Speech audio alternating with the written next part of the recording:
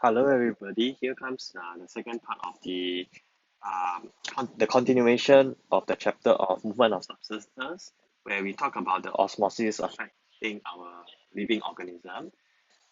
So this is where it's crucial, where usually you will see questions in exams where they ask to explain the phenomena or explain what is actually happening. So I'll be sharing with you what are some of the ways to structure your answers, especially for your O level and N level, that will allows you to cover all ground with a lot of detailed explanation.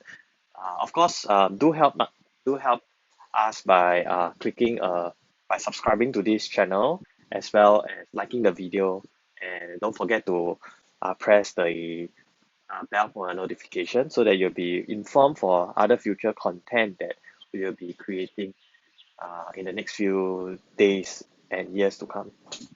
Okay, so here we go. So how does osmosis actually affect living organisms? So think of it, living, think of cells as living osmotic systems. Don't worry, in exam they won't ask you what is osmotic systems. Just treat it. So just think of it this in what osmotic systems as systems or things that allows osmosis to occur. That's all. Okay. Um, one very unique property that cells has is they actually have the individual property, this structure, which is a cell surface membrane or cell membrane. Okay, now, what this does is that it is actually partially permeable. Partially permeable, it means that only it allows it's able to control substance moving in and out of the cell, and naturally, these substance can be nutrients, it can be ions, and water. So, if we are talking about water, we are talking about osmosis. Okay? So, what happens to a cell in a solution with high water potential? Meaning, you put a cell. Okay, and of course, this is it's actually a plant cell in a solution with high water potential. And usually, when we talk about solution with high water potential, we are talking about a dilute solution. Okay, so you have plant cell, dilute solution. What happens? Okay, and this one can be. It doesn't have to be a plant cell. It can be a potato. It can be a lot of other things. As long as it's a plant cell, this is what happens. So, usually before we actually start, right, uh, there is actually a structure towards the answering. So number one, you compare the water potential gradient. Compare the water potential, like like you can say like A has a higher water potential than B. Okay, so that's usually the first point that you have to start the story. Second part, you talk about water, the direction of entry and exit of water. Does it enter or exit the point, like let's say it's a cell, via osmosis? So this actually tells the examiner that you compare water potential. You recognize that there's a difference in concentration gradient. Second thing is you tell where the water does it move in or out of the environment via what process, which is osmosis. It's not diffusion, active transport, it's osmosis. And third, you talk about what happens to the cell. Does it increase or decrease in length? So it's like if you don't want to say length, you can say size. Depending on the situation, it's like if it's a potato strip, then it's length. If it's it can also be mass. Okay. So usually what we are looking here is the external physical state. So this would be the third point. The fourth point is actually the condition change. So condition change is similar to like is it turgid, is it flaccid, and things like this. And then finally a conclusion. Now this is a theory answer. When it comes to a structured question, then you have to apply.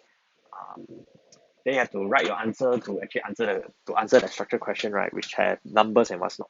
So usually the question will usually state, with reference to the table above, which is like a table of all the data information, or with reference to your graph, explain what is happening. So if you want next few videos, I will be actually creating for your bio practical so that at least you have a better understanding of what is meant. So basically, how do you then in a way sheet by using this particular write-up is that you include data points. Like when you say compare water potential, you can say A has a concentration of 1 mole, per dm cube, while B has which, and this shows that it has a higher water potential as compared to in B, which is maybe 0.5 mole per dm cube. So that by using data, by inserting data or information from your table or from your graph, you help to improve on the quality of your answer. Of course, if it's a theory, you don't need data, but most of the time, the way I look at it, you really need to apply. So follow this structure of the 1, 2, 3, 4, and then you feed data in. So where can data be inserted? Data can be inserted at point 1 and 3. 2 and 4 generally is still very theory-based answer. So if you put data in 1 and 3, most probably you'll get the mark, and you must have this flow.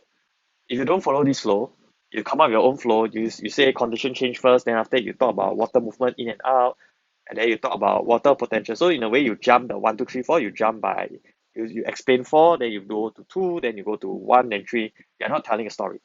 And when you're not telling a story, it just shows that you are just memorizing for the sake of it. You're not understanding, you're not applying your knowledge, and therefore you won't get the mark. So in exams, right, or when teachers marks your work, what we want to see is really the how you apply your knowledge. And one way of seeing how you apply your knowledge is either you know how to pick which information to support your answer. That's one. Second thing is the flow. It's just like you telling your your friends, how's your day like? Okay, I wake up, sleep, eat, that kind of thing. So same thing. You do not say that you start your day by sleeping, then you eat dinner, then after you eat breakfast. So there must be a form of understanding, and don't forget the one who is marking up may not be a bio teacher. It might be another teacher. So if you're able to explain this whole concept or this whole thing to someone who has never taken bio, and the one who, when they listen to what you are saying, right, sort of understand or believe what you're saying, right, then you could say that you have finally um, mastered this particular portion. Okay, so for that, do watch out for my video on life hacks in school, how to survive in school exams. I'll be creating a video after I finish all some of these other videos that I want to do. Okay. Um, Next is so if we look at this scenario, cell set. Now, what is cell set? Cell set is this yellow color region here that I highlighted. So cell set has actually a lower water potential than the surrounding solution. Now, surrounding solution, just imagine this plant cell, you put it into a beaker. Yeah, a beaker of water. So this is the surrounding solution. So when you put the cell set, the plant cell into this beaker of water, the cell set has a lower water potential. Then you see the comparison here again, you have environment A, and then you have environment B. Then water will then enter again. A better inclusion would be you right here will enter the cell by osmosis. So this is the second point. The third point is the physical external state. So the cell will expand. This is the third point. Then of course the conditional change is turgid and preventing the cell from bursting. So this is the fourth point. So you have the 1, you have the 2, you have the 3, you have the 4. Yeah, of course, expand is very generic because it's theory here. So we usually say increase in length, mass, whichever is being measured. So this is what happened. Now, why does the cell wall, so why does the cell becomes turgid? So turgid is basically this so-called pressure. Like for example, you imagine you fill a water balloon, right, with water. So water moves into the balloon, but then the balloon doesn't burst at the initial start because the surface, the plastics, the rubber surface of the balloon helps to hold all the waters in place, preventing it from bursting until a point where there's too much water, then you burst because the rubber is not able to hold, to keep expanding anymore, like stretching. So in this case, your cell wall helps to, it's a very elastic wall. It helps to actually keep and confine your plant cell such that it doesn't overexpand. Okay, so in a sense, there is this difference in tension. So over here, the movement of your cell wall helps to keep the pressure inwards. So it exerts a kind of force inwards, whereas water moving in exerts a secondary effect. Okay, so this difference in effect is turgor pressure, and subsequently, right, you will realize that because of this interaction, it creates the whole cell to be very turgid. Turgid meaning it's very strong, very hardy, and very fixed. Okay, and therefore the cell wall prevents the cell from bursting in this nature. And this is only happening in plant cell because plant cell contains a cell wall. What about your animal cells? Okay, so over here we talk about animal cells, where we use the red blood cell. Okay, why red blood cell? I'm not sure. Maybe it's easily obtained. But the nature is the same. So you could see that when you put an animal cell in a solution of high water potential, water will also start rushing. And after that, because of the absence of the cell wall in an animal cell, they do not have, right? So it will expand and burst. So maybe you want to think about, you can pause the video here, try to think how would you actually write the 4 steps that I said just now. Okay. If not, I will tell you the 4 steps now. Okay. But it's good to you can practice. So number one, the first part, talk about comparing our water potential. So you can say that over here, because we know it's a red blood cell, so the red blood cell has a higher, no, sorry, has a lower water potential. I'm writing short form because of the space, so but in exam, please do not write short form. Okay, red blood cell has a lower water potential than the surrounding solution. Now, if you write the other way, surrounding solution has a higher water potential than red blood cell, it's also fine, you'll get a mark. But you must have the correct comparison. Okay. Second part,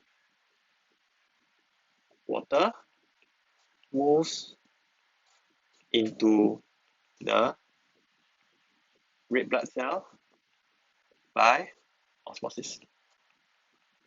Over here, once you have hit here, most probably you got already 1 mark because you in a way indirectly define what is osmosis. Third, this results in an increase in the size of the red blood cell, causing it to expand. In third point, you talk about the physical condition, and then number 4, sometimes you may not have the condition per se, but in this case, we will just end off with saying like due to the absence of a cell wall, the red blood cell will burst. Okay, and then that's your answer already. Okay. Now do take note that this is higher water potential, so most probably you're in a dilute solution. Oh, for those of you who thinks that I speak too fast, the reason why I'm speaking too fast is because I'm trying to condense the video length so that it's not so lengthy. But of course, if I will be creating subsequent websites, if I once I actually master it, and then you'll be able to adjust the speed length.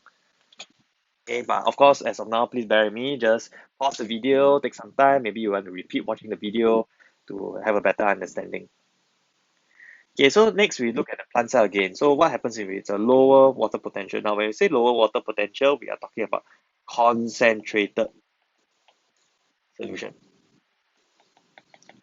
So when we are talking about concentrated solution, we are talking more towards of how we are able to put a cell in a region or let's say a very salty solution or a solution that has high sucrose concentration. So what happens is, again, the four steps. Cell set will have a higher, the plant cell in the cell set in the plant cell would have a higher water potential than the surrounding solution. So now you have higher water here potential and low, higher water potential here in the cell set and down here, yeah, lower water potential within the surrounding solution. So this will then result in water moving out. Water will start to move out of the cell set, okay, by osmosis. But you do see that there is no change in the cell wall. It will still stay rigid. So what actually is being lost? You will start to see this shape happening.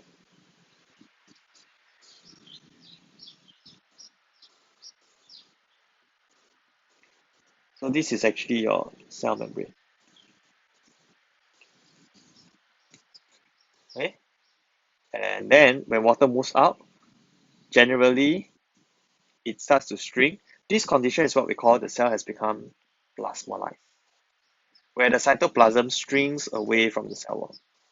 Okay, so this condition is plasmolyzed. So this is the condition. The physical state of it is either you reduce in size, length, or mass. Okay, and eventually the second condition for the plant cell is flaccid.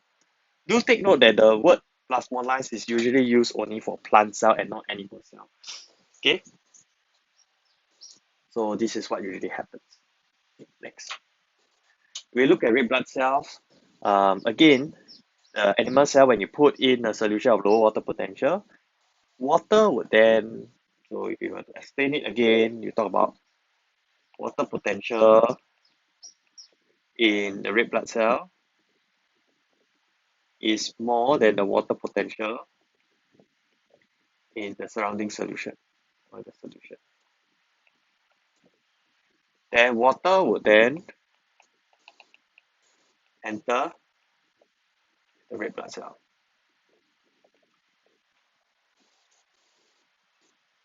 Sorry, not enter, exit the red blood cell. And when water exits the red blood cell, right, what will happen? Your cell will generally become smaller, so maybe decrease in size. And then the condition would be it leaves it to be crenated. Now, crenated is also again a condition that we use for red blood cells only. And what is crenated? You will see this particular structure where it looks very like spiky in nature. So it's like you become very wrinkled when you lose water. So that's what we meant by crenated. And for animal cells, you do see that we don't really say that it has undergone plasmolysis. It's not plasmolyzed. So that one usually is for plant. For animal, rarely do we ask osmosis question for animal. And that would be your red blood cell. If it's a red blood cell only, then of course crenation is the thing. Do read the textbook more. It has greater details in this sense. So then the third condition, okay, we have talked about high water potential, which is a dilute solution, low water potential, which is a concentrated solution. And now what about if let's say it is in the same water potential? When it is actually put into the same water potential, there will not be any change in the size. So again, if you follow the same thing, step one, you would say that water potential is the same, equal. Okay, so water potential in A is equal to water potential in B. So this one you must say very carefully that there is no net movement of water molecules. Meaning, right, if you look at the definition of osmosis, because osmosis is a net movement of water molecules, okay, it is necessarily the same as saying that there's no osmosis. But this is actually a very dangerous statement because um, we are talking about overall movement rather than movement of water molecules. So there is still movement of water molecules. It's just that it's moving at the same rate in and out of the cell. It's just that and therefore there is no overall movement. So I would usually prefer students to write there is no net movement of water molecules. This is actually much clearer. And then third, you would actually say that because there is no net movement of water molecules, there is no change in size, length, or shape. This one there is no condition for it. So this is the main thing. So in some books right, you read is actually in isotonic solution. Isotonic means equal. Now in exam, how do you see it? Usually if you get a graph, where this is the concentration maybe, sorry, this is the concentration in the x-axis and maybe the length, size, mass, whatever, average change, it cuts and it meets zero. Anytime, whenever it hits the x-axis, this is the only region where there is no change. Why? If let's say we talk about change in length, it can be positive or negative, right? So if we know that for solution that is the same, isotonic, meaning that they will ask you like, oh, from the graph, can you infer what is the concentration or the water potential of the cell? What this means is you first of all, you have the concentration of the surrounding, which is here. And you know, based on this principle, that if let's say the concentration of the cell, in order for it to have the same concentration with the surrounding, it must fulfill that there is no change in length. And over here, how do we know that there is no change in length? Zero. At point zero, over here, you would know that there is no change in length. So any portion of the line of this particular graph, of this particular line, as long as it is in a region where there is no change in length, so there is only one way, there's only one place, which is where it intersect the x-axis. And that coincide with the concentration of the surrounding, which you know that it is actually the same, exactly the same with the concentration of the cell or the potato strip. So this is how you get another 1 mark. This is important. It is quite straightforward. And when you give the data, most probably there's a follow-up question. They will say, explain your answer or support your answer. And that's where you actually say that there is no net movement of water molecules. This means that there is no change in the size or length of maybe the potato strip. Therefore, that is the value of the water potential of the cell. Yeah. So that's the key thing. So why is turgor pressure important in plants? Turgor plays an important role in maintaining the shape of soft tissues, and it keeps the plants firm and upright. So imagine withering. Withering means the rate of transpiration is actually higher, so you lose more water than you take in water. So what will happen is your plants will become very very flimsy, very weak, very noir, and that would actually means that your whole plants, right, will actually droop. It will not be able to stand upright. You could see that it's being very lazy in that sense, and that would actually affect why, because you will not be able to absorb maximum amount of sunlight, because uh, in comparison to a lot of competitor plants around it, it needs to stand at the top. If it's not at the top, you will not get the maximum sunlight. You will actually, and of course, we know that light energy from the sun helps to channel photosynthesis to give it its food and resources so that it can survive. Okay, if you don't have it, then all these plants will start to lose its turgidity, and when you lose the turgidity, you will start to weak, become flimsy, and then you won't get the best of everything. Okay, another one is of course how it could actually be influenced via the gut cell. So the stomata pore, right, is another area that we will actually be discussing more in greater detail in the subsequent videos, chapters on nutrition in plants and transport in plants. So what happens is the turgor pressure within plants helps to open and close the pores of the stomata. Okay, and do take note that together this is known as a gut cell. So gut cell 1, gut cell 2. Together you call it a stomata. Or in this case, because it's singular, you call it stoma. Okay. Now, so do take note that because there is a difference in the cell wall, the size of the cell walls on the inner and outer part of the gut cell, this opening and closing would then be affected. So just imagine, you know, those kind of clowns balloon, those long one, that over time, if you have this balloon and you just put a tape, masking tape or scotch tape around one area, so this will help to mimic a thick side, and then the other part is actually free. When you pour water inside, it will start to give a shape. Okay? And it works in that same principle. Okay, I will discuss more in the next few slides. Okay, and just think of this way: the more turgid it is, the larger the opening of the pore. So more water move into gut cell. Okay, cells become turgid. This will then increase the opening of the stomata. Okay, and of course the reverse happens. Okay, so plasmolysis will cause tissue to become limp and flaccid, and when the cells become flaccid, it weaks. So what you can do then, you water the plant. So by adding water into the soil, you are actually resulting the soil to be dilute, and water will start to enter into the plants via the root system. Okay. So next we will talk about surface area to volume ratio. This one is mainly on calculations, and but this one very simple. Like if you are not sure the content, please go back to my previous video talking about this chapter. In the intro, I have already did quite a good brief explanation of how the ratio works. Okay, so and do remember to subscribe to my channel, like my video, and hit the bell to get notification for future videos.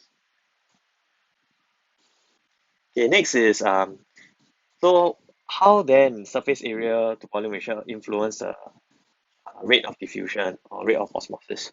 Uh, is here. The greater the surface area to volume ratio, the faster rate of diffusion. So now there's this question. A lot of you will start, what do we mean by greater? Greater means a bigger number. Lah. Okay, and but then you say, oh, but it's two dots. Like maybe it's 3:2, 4:1, which is actually greater. So one trick that I usually do is I convert it into a number. So just imagine the is two sign as a divide sign. So it's 3 divided by 2, you get 1.5. 4 divided by 1 equals 4. So because 4 has a greater number than 1.5, therefore this has a greater surface area to volume ratio as compared to the 1.5, which has a lower surface area to volume ratio. And this trick is very important, especially in MCQ where they give you the values. Then you just press calculator. Rather than you which rather than what students will usually do is they look at the first number, the bigger the number, they select that. That's one common mistake I usually see. But if you follow this, you would more or less get the answer. Now, do take note that we are talking about surface area is always the first one, and the second one is the volume. Okay. Now, what we meant by this means different formula. Usually, volume is calculated by length times breadth times height. So let's say I have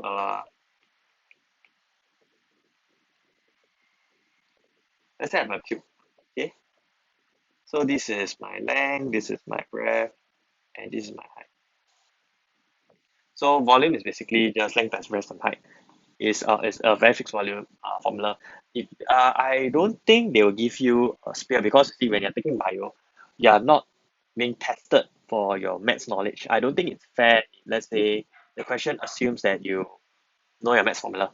If there's a need for this kind of calculation, they'll give you the formula, but they will not give you the formula for surface area to volume ratio. Okay, so for surface area is basically you calculating the area of the sides and you sum it.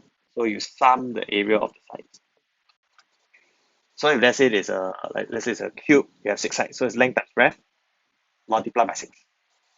Or if it's a rectangle, a cuboid. Okay, so pardon my drawing. Then you will have to calculate the area of everything, add them together, length times breadth. My suggestion is don't write everything in one formula, then you press your calculator. You will not get a mark. Instead, use your pen in your exam. Just take the values and then add them out together. And of course, show your working because your working do carry marks. So in this case, like let's say we are talking about cubes. Integral of the cube. Okay. So what this means is they say that each side is 1 cm. So how's then the volume is? So it's 1 times 1 times 1, you get 1. And then this one is actually 1 times 1 for each side, multiply by 6 sides. You get 6. Okay, and of course, surface area is to volume ratio. This would be 6 divided by 1 equals to 6. Then a cell with 2 would be 2 times 2 times 2 gives you 8. Over here is the side of one area is 2 times 2, which is 4. Multiply by 6 sides. You get 24. And of course, 3 is to 1. How I get 3 is to 1 is 24 divided by 8. So again, how to make it to the simplest form, right? Press your calculator, where 24, you just put I think there's this button called ABC/C, or some calculators do it differently. It's actually a fraction. Okay, so sometimes I don't know, like that. You just put 24 up there, and the calculator will automatically make it into the simplest ratio for you. So as I say, it's bio doesn't really test so much on the math. Even so, it's also very basic. You have to simplify it. Then of course next is your cell A3. Okay, so you have sides of 3 times 3, you get 27. The other one is 3 times 3 times 6 sides, you get 54. And of course again it's 54 divided by 27, you'll get 2 is to 1. 3. So from here, you would know that cell A3 has the lowest surface area volume ratio as compared to cell A1. Meaning, this one has a higher rate of diffusion, a lower rate.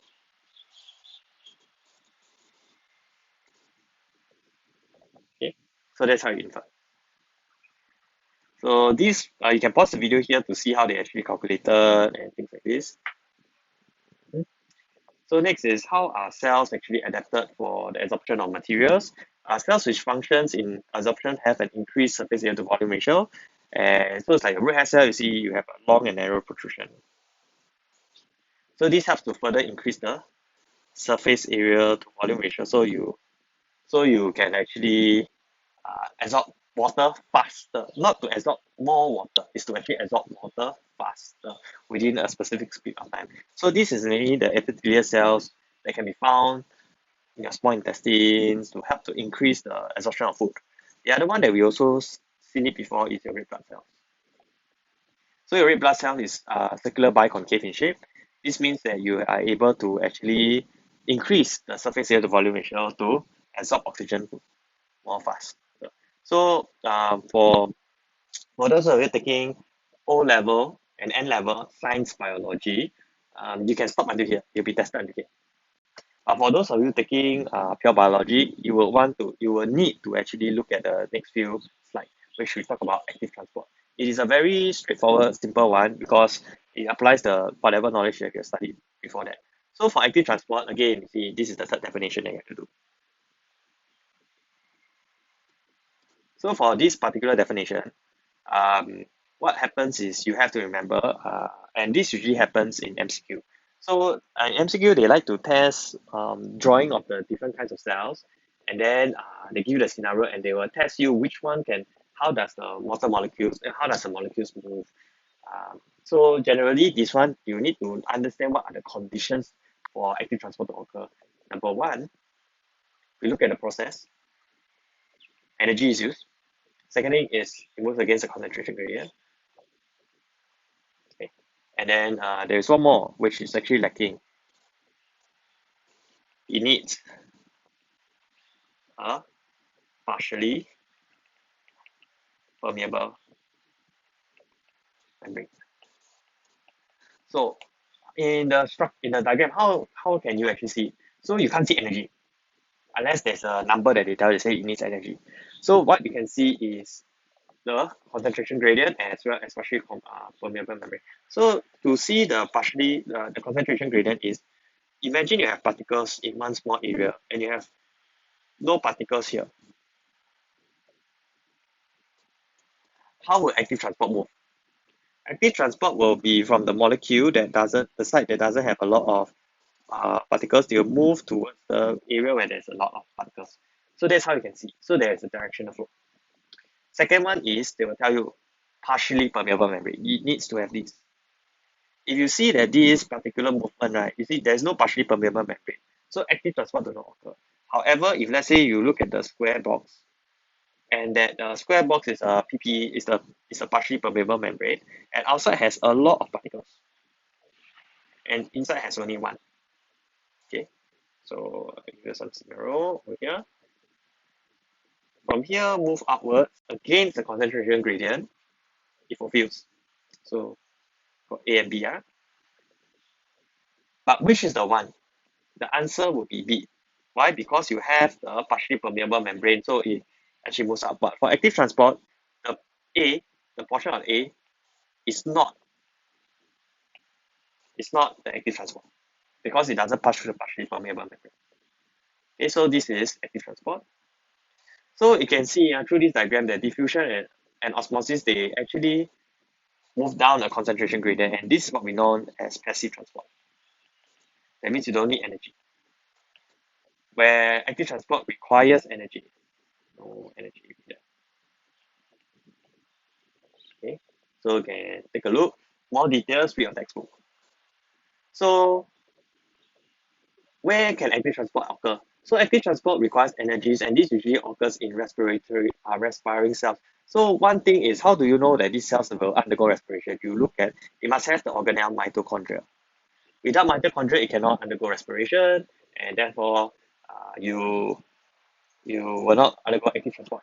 So one plant area that has a lot of mitochondria is your root hair cell. So your root hair cell generally absorbs dissolved mineral salts via active transport. This is important. This one you also learn more in the next few chapters. Um, and why? So if you think of it this way, because roots are usually submerged under the soil, it will not contain any kind of chloroplast. So it will not undergo photosynthesis. But then it has a lot of mitochondria such that you are able to absorb all the mineral salts because it needs all these mineral salts. They forcefully have to take the mineral salts in order to survive. Okay, so that is one way in which active transport can occur within the plant. Okay, so that's the end of this particular lesson. If you like, do like my videos and do subscribe to my channel and hit the notification button, press the notification bell, so that you'll be informed of the next chapter that I'll be creating. And of course, other details will also be in the description below. These slides are actually uh, from Marshall Cavendish. Do use the Marshall Cavendish textbook as a main source of your readings and better understanding and preparation for your examinations. Do not just rely on this video and the slides, um, as this is actually not sufficient enough for you to do well in biology. And of course, whether and this channel is not liable for your grades, whether you want to put in effort or not is up to you. This is just an extra avenue for you to learn better. Okay, that's all. Thank you.